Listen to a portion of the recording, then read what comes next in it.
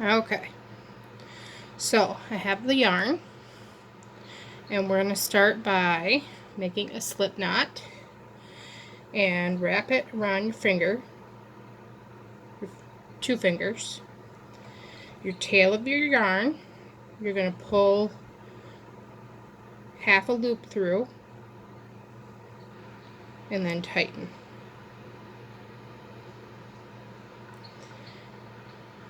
Here's your tail, and you should be able to pull your tail and make it get tighter.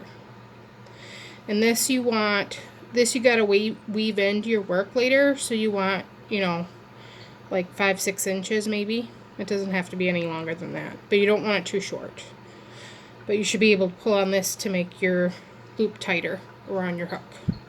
You don't want it tight. You just want a tiny bit of air in between. Oops. Air in between like that. Okay? If it's too tight, you won't be able to get your hook back in to make your stitch. Now, when you go to hold it, I use what's called a knife hold on my, to hold my crochet hook. There's 2 types that I know of. A pencil grip, which is more like this. I feel like when you pencil grip, you have to move the hook too much in and out with your fingers, and that's going to tire you out. Most people that I see use the knife hold, which is like this. I'm going to back it up a little bit. Whoops.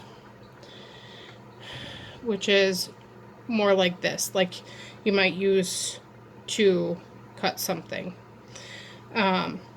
So mostly when you use the fingers you use to hold it are going to be these 2 fingers and sometimes your middle finger. Okay? And you use these fingers to kind of roll it, because you're going to be using the hook here, and sometimes you need to use your hook like that to grab the yarn, and sometimes you need to bring the yarn more towards you. And so I'll kind of demonstrate that. But you need to be able to kind of roll the head different directions. And you'll kind of use your arm to pull it back with that grip instead of your fingers to pull it back. So that's what you do with those fingers. You'll kind of use your thumb to rest. Some hooks will have a thumb rest, like a flat spot. This type of hook does not. It's just rounded. And then you'll use your index finger sometimes to help your loops on your hook go up and down. So you need that kind of free. And sometimes if you're really going, you won't use it a whole lot.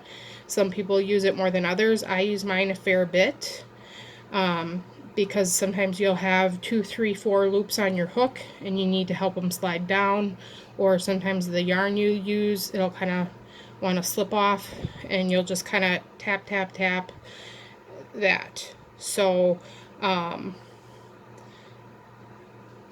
and then sometimes you'll use these 2 fingers to hold your tail or to hold the rest of your work. So it just kind of depends. And that's how you kind of use your right hand.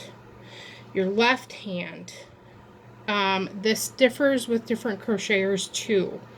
So the way I was taught to do it was, this is your working end of your yarn that's attached to your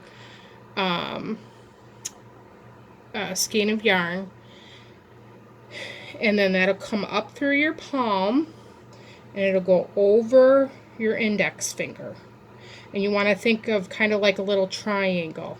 Okay, some people hold their work over here, some people hold their tail over here. It just kind of depends. I kind of do both. It kind of depends upon how big it is and how I'm working. Sometimes it's so big, your fabric, it gets so big, you kind of hold it with both hands. And the way I was taught was to just hold the yarn with these two fingers here, and then use my thumb and index finger to hold my tail. And you make kind of like a little triangle.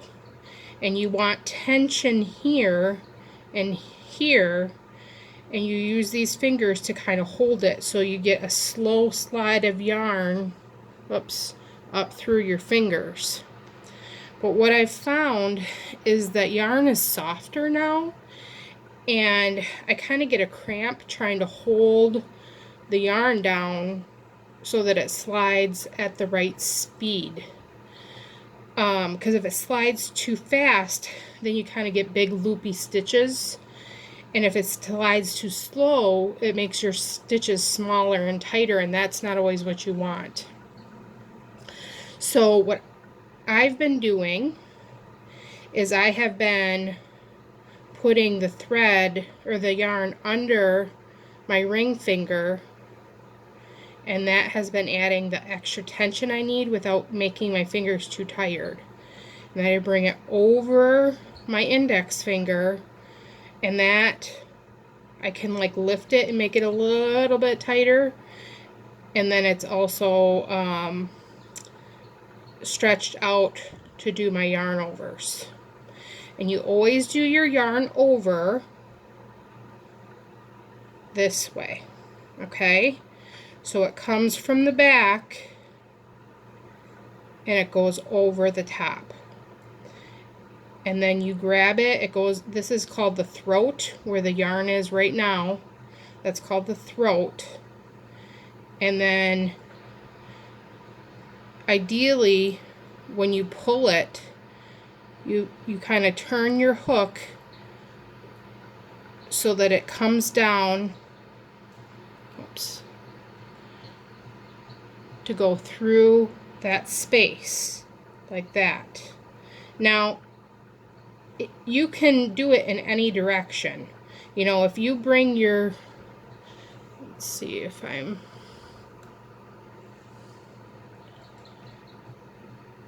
you can bring your hook through, and it can be in any direction. But to have the greatest ease, you're going to have the most luck if you bring, you know, the point of your hook down, and it's kind of through that little triangle there, okay? And you want tension here, oops, you want tension here, and that's why I like going behind this finger, because I can just kind of clamp down. And if it gets loose like that, oops, I'm not good at taking videos, you can just kind of pull here, okay? So go up through your finger, over your index, hold, and you want to hold close, so you're going to start here, but you're going to keep moving up, okay? Your hook, yarn over. It's kind of a concert between what this hand is doing and what this hand is doing. Some people yarn over like that, and they hardly move their hook. Some people just move their hook. You're going to develop your own way to do it, okay? And you can use your hook and pull over here to help stretch your loop bigger. And you can pull up on your index finger to make your loop smaller on your hook. See how I'm doing that? You don't want your loop too big, or your chain's going to be too big. This is chain 1, it's abbreviated as CH. So yarn over, you're going to come over from the right. So whip behind to the right, yarn over, and then pull down through to make a chain. Go back up, yarn over, come around from the back to the right. You can use your thumb and fingers to rotate it a little bit. Whoops. And pull down through. And it's going to make a chain. And it's kind of like a little V shape. I think it's like a little heart shape, and that's a stitch. That's a chain. There's a lot of videos that show the beginning, you know, how to make a chain and stuff like that, but this kind of shows, they don't always show you, like, you know, how to move your fingers, how to, like, what your hands are kind of doing. You don't want your chains too tight, or it's going to be too hard to work into. So to loosen up a chain, you can hold things looser and go like that. See how that is bigger now? You know, now it's bigger. You can go up a hook size to make it bigger. If you want it smaller, you can tighten it up and do it smaller. But then it's going to be harder to get your hook in there for when you need to make your next stitches. So I'm going to pull these out. Now, this is called frogging when you undo something. That's how nicely your stitches should come out. If they're not coming out that nicely, then you're probably splitting up the yarn. You can see how the yarn, I'll kind of untwist it, is made up of several strands, and they're twisted together. If you go in between those strands instead of around all of them, that's called splitting. So to grab the yarn again, I'm gonna, the working end, which is attached to the skein of yarn, I keep over to your left. Keep it on your left, okay? Your tail is going to be down to your right. See, this is the tail, short end. And your work kind of goes off down to the middle or to the right. Or you can keep it to your left, but your skein is always going to be to your left, okay? Get your index finger, and then your yarn is going to be over your hand. And then I have been going like that to get enough tension. Some people wrap it around twice. I find that gives me too much tension. Some people wrap it around this finger. I find that gives me too much tension. There's also a little thing you can crochet and put around your finger and then run the yarn through it. But if that comes off, or if you don't start your project with that on there, then it's pretty hard to add it later. So, or if you get your project going, you have that on there, and then if you start another project, then you need to make another one because it's already on there. So it's kind of hard to do that. So get your finger up, put it behind your ring finger, come back out your pinky, make your little triangle. If it's too loose, you can just pull it, okay? It's easier to stretch it out again, so you could always just pull it down.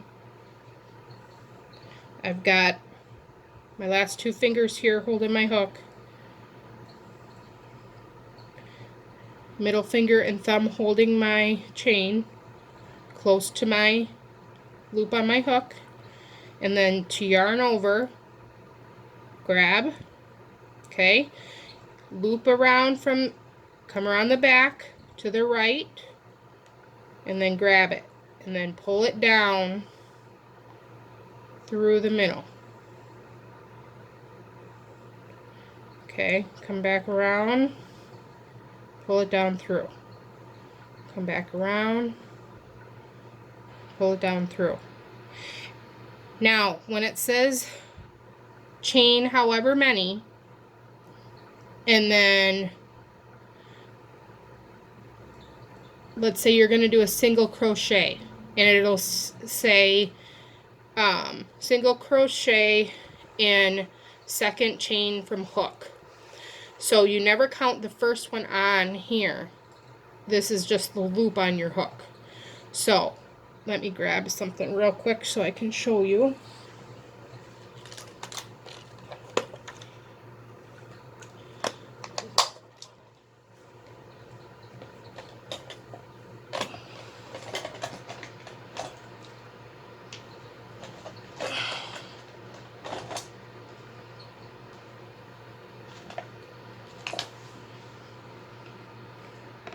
Okay.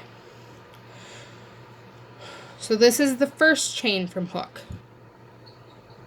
This is the second chain from hook. This is the third chain from hook. And this is where how we would count, and this is where we would go in. So this is where we would be aiming our hook. So when we count, so I just stretched out this chain. So this would be the first, which we would never go back in there because we would just undo our stitch anyway. This would be our second. If we were doing half double crochet or double crochet, there'd be a different number of stitches. So it'd say single crochet and second chain from hook. So that's the one we're gonna do. Now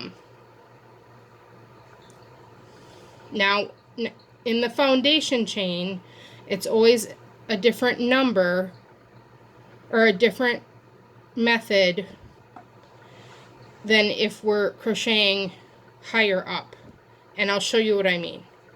Okay, so single crochet, we're going to insert into this second, or this second, here's the second, sorry, that's the first, here's the second. So we're going to insert into this topmost loop, grab the yarn, it's called yarn over. We're going to pull through just like we did when we were making a chain. So now we have 2 loops on our hook. Okay, now the process is to yarn over and pull through both loops on the hook. So remember, we're going to yarn over. Now we're going to pull through both of those loops at the same time. That's a single crochet. Okay, and then right here is the top of that single crochet. So when we come back around, this is where we're going to aim. And there's two loops to the top of that. So instead of going through just one on the bottom, there's 2 to go through now on the top. Sorry if that's confusing, that's probably too much right now. But that's the top of the stitch we just made. So we already did this one. We already went through this stitch. Now the next stitch is right here. That's where we're going to go through. So we're going to put our hook in there, yarn over, pull through, single crochet. We just yarn over and pull through both loops on our hook. Okay. So that is a single crochet done. That's our second one.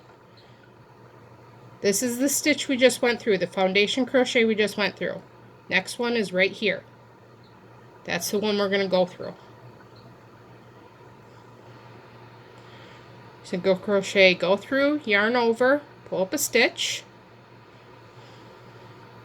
yarn over, go through both. Okay, so now we've done three stitches. So just how we had the V's on the bottom that showed us our stitches, we now have V's on top that showed us our stitches. We made 3 single crochets. Oops, sorry. We've got one here, one here, and one here. And this is the loop on our hook right here.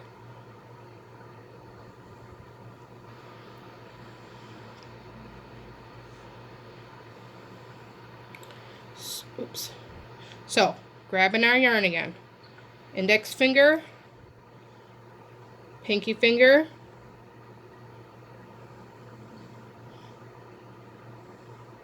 sorry, I really should zoom out for this. I'm going to grab our work. Okay, see how I'm kind of using these 2 fingers over here for our work too? And I use this finger, it kind of helps me over here. And I'm going to pull back over here to make this loop smaller. If I leave it too big, it's going to make this loop on top really big. And I don't really want that. Then it'd have uneven tension. So I'm looking down here. Where am I going to aim the hook? I just went through this stitch here. Now I'm going to aim right here. Our next one. Aim through here, yarn over, pull through, and you can fix the tension by pulling up on our working yarn, yarn over, pull through both. And see, I'm going from this facing me to facing down so that I get the best angle to pull up through, because I don't want my hook to catch on any of this other yarn. I'm going to aim at this next chain, go through, yarn over, pull through, yarn over again, pull through both for my single crochet. And I have another one. The ends are always going to kind of curl down. You kind of got to give them a little pull to say stand up. Okay? That's just the nature of them. It's just what they do. Got to kind of pull on yarn to tell it who's boss. Alright? So we just worked through this stitch. See how that loop is... There's a loop coming up through there. We just did that one. Now we got to do this one. Go through there. Pull up a loop. Pull through both loops. Did that one. Now I got to do this one. Go through. You always go through front to back. Yarn over. Pull through. Yarn over. Pull through both. Now we're on the last one. The last one always gets tight on your foundation chain. Okay? But yarn will stretch. You just push through it. Okay? Yarn over. See how I'm kind of using this finger to hold it in place? Go through. Now, we're at the end of our chain.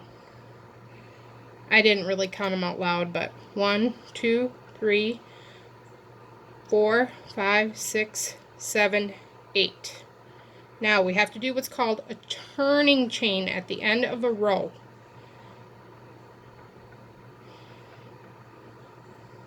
So we're going to chain 1. So just how we did our foundation chain, make a chain. Now when I turn my work, I always go counterclockwise. I don't know 100% if it matters, but I always am consistent. That way it kind of keeps the chain twisty and it doesn't untwist it. So I'm taking my fabric that I'm making and turning it counterclockwise. Okay, now here's where it is easy to get messed up. We have 8 stitches. We need to make sure we go in 8 stitches again. Okay, here's one. There's going to be 2 loops that we have to put our hook through now instead of just one. This is the difference between working through our foundation chain and working through every other row. There's a front loop and a back loop. There are a few patterns or stitches that'll say front loop only or back loop only, but normally you're going to work through both loops. So here's 1, 2, 3, 4, 5, 6, 7, and 8. Okay, now some patterns will say your turning chain counts as a stitch, and it will be right in the pattern, counts as stitch here and throughout, it'll say, or does not count as stitch. So that's just learning about each pattern. It kind of leaves a funny hole in your stitch. So it's better to not have your turning chains count as stitches, but it just depends. So it'll look kind of tall, like this will be kind of stretched up, but this is where we have to insert our hook next, okay? If you miss this, your work will kind of shrink. Or if you miss this at the end, because this kind of looks like, oh, that's kind of dropping off, I don't need to do anything with that, do I? Your work will shrink. it'll get more narrow. Okay?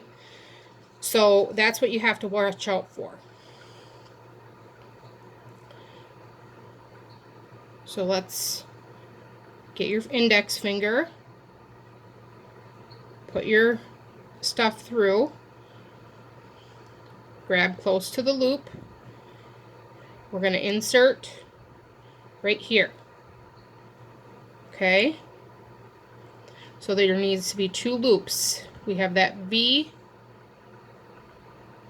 It's kind of hard to see because the yarn isn't splitting apart, but there's 2 strands there. And this is where we're going to draw up a loop. Sorry. And then bring through both loops to make a single crochet. This one's a little more stretched out. We got a nice big hole right there. So here's where we worked. Now we'll do our next one right here. Go through, draw up a loop, draw through both loops. Sorry, it's not in focus. I'm not good at videotaping. Okay, so we worked through this one. Now we got to go through this one. And it will seem like it's kind of tilted. So you look here, you see yarn here, and you look in the back and it's like, oh, that other one's way down there. That's normal. Okay? You just got to kind of go down through and lift that up. Okay, so we did 1, 2.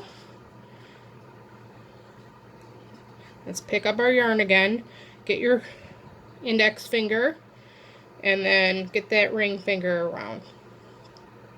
Grab your work.